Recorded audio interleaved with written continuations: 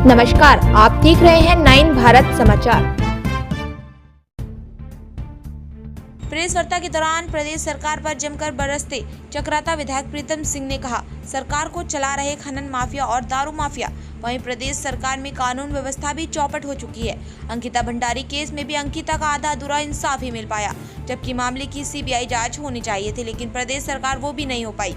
उस सफेद पोस्ट का नाम आज तक भी सामने नहीं आ पाया, जिसकी वजह से पूरा घटनाक्रम हुआ। साथ ही सबूत मिटाने वालों पर भी नहीं हुई कोई कार्यवाही। खनन पर कहा कि विपक्ष ने कोई बात खनन को लेकर नहीं, लेकिन सरकार के संसद और विधायक के द्वारा उठाए गए मुद्दा इस बात की पुष्टि करता है कि अवैध खनन जोरों पर है, लेकिन कोई कार्यवाही नहीं। पंचायत चुनाव को लेकर कहा, कांग्रेस पार्टी पूरी तरह से तैयार है और हम क्षेत्र में मजबूती से लड़ेंगे चुनाव। उन्होंने सरकार पर अनेकों आरोप लगाए।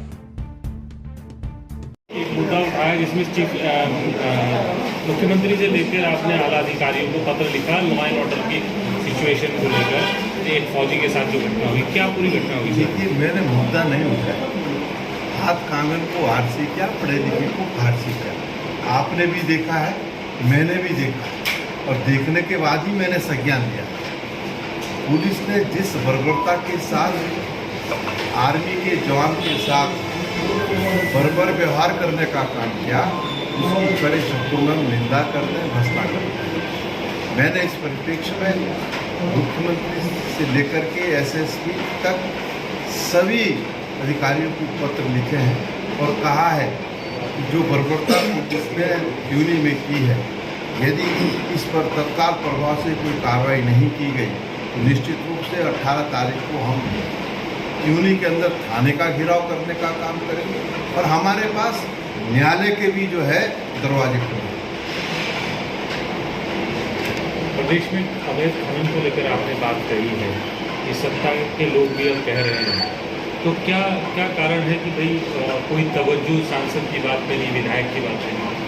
अगर अवैध खनन के बारे में प्रीतम सिंह या कांग्रेस कहती तो ये कहा जाता है कि विपक्ष आरोप लगा रहा है। अवैध खनन के परिप्रेक्ष्य में इस प्रदेश के पूर्व मुख्यमंत्री और हरिद्वार से सांसद त्रिवेंद्र सिंह रावत जी ने लोकसभा में अवैध खनन का मामला उठाने का काम किया और उसके अतिरिक्त कई भाजपा के लोगों ने भी इस बात की ताकीद की है कि राज्य के अंदर अवैध खनन हो रहा है। विधायक सड़कों पर उतर करके अवैध खनन को रोकने की बात कर रहे हैं, लेकिन अवैध खनन रुक नहीं रहा है, बल्कि अवैध खनन बड़ी तेजी के साथ और बढ़ रहा है।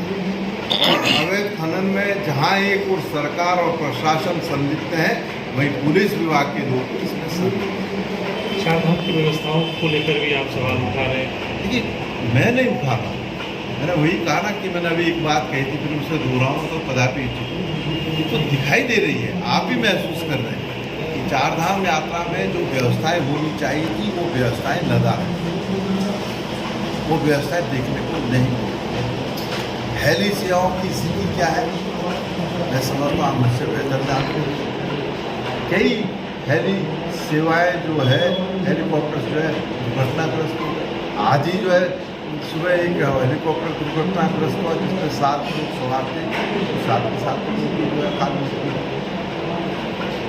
भाई, सरकार का क्या दायित्व बनता है? सरकार को हेली सेवाओं को इजाज़त देने से पूर्व तहकीकात करनी चाहिए थी इस बात की कि जो हेलीकॉप्टर यहाँ पर उड़ने के लिए आवेदन कर रहे हैं उनकी स्थिति क्या है। भाई, आपको ये देखना तो पड़ेगा कि अच्छे हेलीकॉप्टर हैं भी या नहीं है।